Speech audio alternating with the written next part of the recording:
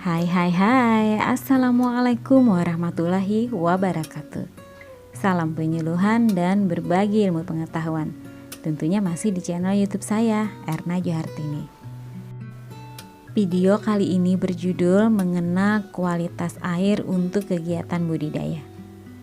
Pemberian materi penyuluhan ini bertujuan agar petani memahami air yang dapat digunakan sebagai budidaya ikan harus mempunyai standar kuantitas dan kualitas yang sesuai dengan persyaratan hidup ikan.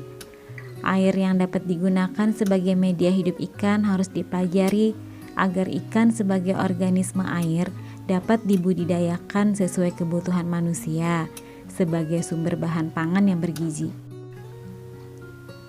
Apa sih yang dimaksud dengan kualitas air? Kualitas air adalah suatu ukuran kondisi air dilihat dari karakteristik fisik, kimiawi, dan biologisnya. Kualitas air juga menunjukkan ukuran kondisi air relatif terhadap kebutuhan biota air dan manusia. Ciri perairan dengan kualitas air yang baik dapat dilihat dengan tempat tinggal ikan dan hewan. Air harus bersih, tidak ada sampah-sampah atau kotoran di dalamnya, serta pastikan air aman dan tidak beracun karena akan berbahaya bagi ikan-ikan tersebut. Parameter yang diukur di perairan untuk kegiatan budidaya diantaranya adalah pH atau derajat keasaman, suhu, DO atau oksigen terlarut, alkalinitas, fosfat, amoniak, nitrat, nitrit. Terus, cara mengukurnya bagaimana? Dengan alat tertentu? Iya, benar sekali. Setiap parameter yang kita ukur akan menggunakan alat ukur tertentu.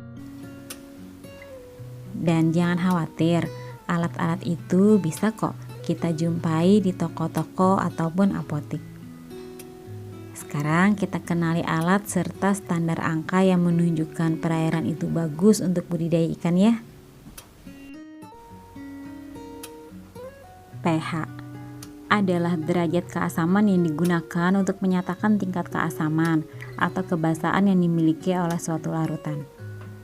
Nilai pH yang sangat rendah dalam budidaya ikan dapat menyebabkan kelarutan logam-logam dalam air semakin besar dan bersifat toksit bagi organisme air. Sebaliknya, nilai pH yang tinggi dapat meningkatkan konsentrasi amoniak dalam air yang juga bersifat toksit bagi organisme air. Oleh karena itu, pH dalam budidaya ikan harus dikelola dan dimonitoring.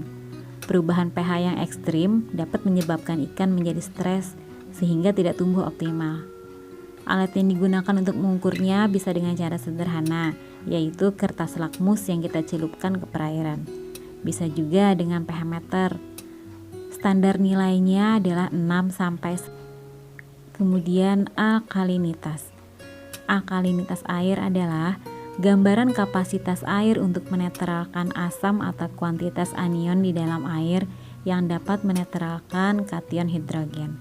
Alkalinitas juga diartikan sebagai kapasitas penyangga terhadap penurunan pH perairan. Makin tinggi alkalinitas, makin tinggi juga kemampuan air untuk penyangga, sehingga fluktuasi pH perairan makin rendah. Selain itu juga, alkalinitas ternyata melalui kalsiumnya juga penting dalam mempertahankan kepekaan membran sel dalam jaringan syaraf dan otot ikan.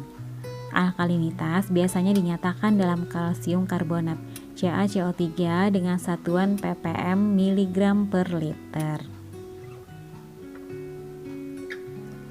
Lanjut, DO atau oksigen terlarut. Disolvet oksigen DO yang tidak seimbang akan menyebabkan stres pada ikan karena otak tidak mendapat suplai oksigen yang cukup, serta dapat mengakibatkan kematian karena kekurangan oksigen, yang menyebabkan jaringan tubuh ikan tidak dapat mengikat oksigen yang terlarut dalam darah. Dengan tetap mengelola dan memonitoring suplai oksigen, maka hal ini tidak akan menyebabkan stres pada ikan, sehingga metabolisme ikan akan baik dan berpengaruh terhadap laju pertumbuhan dan reproduksi yang baik. Alat yang digunakan bernama DO-meter dan standar yang baik dengan angka lebih dari 4 mg per liter. Terus ada fosfat, amoniak, nitrat dan nitrit yang terlarut dalam perairan ataupun air budidaya berasal dari aktivitas budidaya ikan yang berasal dari sisa pakan pelet yang terbuang.